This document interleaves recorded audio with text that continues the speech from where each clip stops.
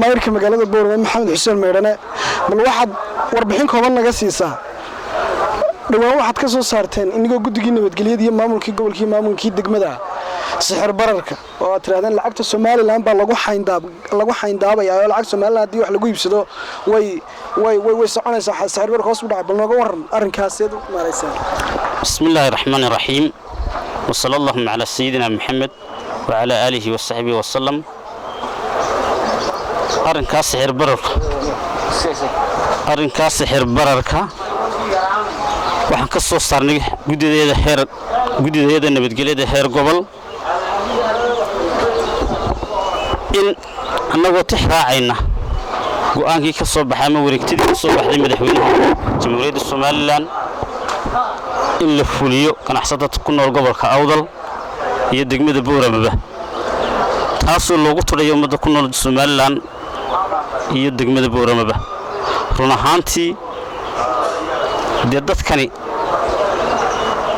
waa dadkaad ka ganacsanaysa malena ganacsatada shilinkuna waa lacagtii wadanka dollarkana inagu mali shilinkeena hadduu qiimo yeesho bay nolosheenuna caadi noqonaysa marka ina lacag dadka leeyihiin horta qiimeynaba ma taas waa xaraan run ahaantii waxa loo baahan yahay shilinku wadanku leeyahay in dadka degmada shilinkaas soo galay wax laga iibsho way dollarka dadku ma sameystaan waa lacag wadanka leeyahay wadanka lacagtii loogu talagalay ee ummadani lahayd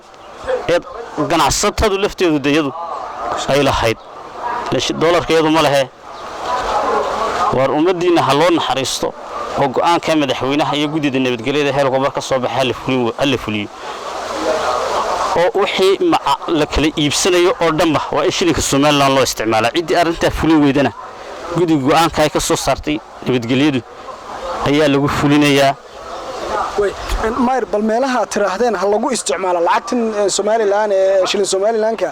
bal bulshada u sheeg meelaha doonaysa inay ka shaqeysan lacagtan ilaa waxaanu arkaynaa in bayskii oo dhan lacagtii dollarku ay qabsatay bal meelaha doonaysa inaad lacagtan dollar ka soo tirtirtaan bal dadka u sheeg maayir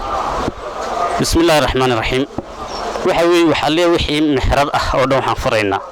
ganacsiga waa koow iskuulada jaamacadaha leerarka biyaha wax kasta oo la kala iibsanayo oo ummadda daruuriyaadkii nolosha ah waa in la qaataa shilinka Soomaaliland hay'adda fuliweedana talaabo sharciga waafaqsan ee dollar ummadda weydiisay ayaa lagu fulin doonaa marka talaabadani ma talaabo idinku aad ugu tala gasheen inaad ka guddi nabadgelyahaan iyo maamulkii gobolka aad qabataan ba mise waa mid aad doonaysaan inaad daba gashaan oo sidii loo roondayn jiray waxa fuli waaya aad ugu daba tagtaan talaabadani ma noqonaysa sidii awal talaabadani waa mid la socon doono hawsha cidii ku shaqada lahayd ciidamada amniga waxay amar ku qabaan inay sideeda u dabagal ugu sameeyaan cid kasto arinta ay ku qabtaana talaabo sharciga waafaqsan dadweynahana waxaan faraynaa lacagta wadankiina isticmaala cidii qaado weydana sida ugu dhaqso badan noo soo gaarsiiya si talaabo looga qaado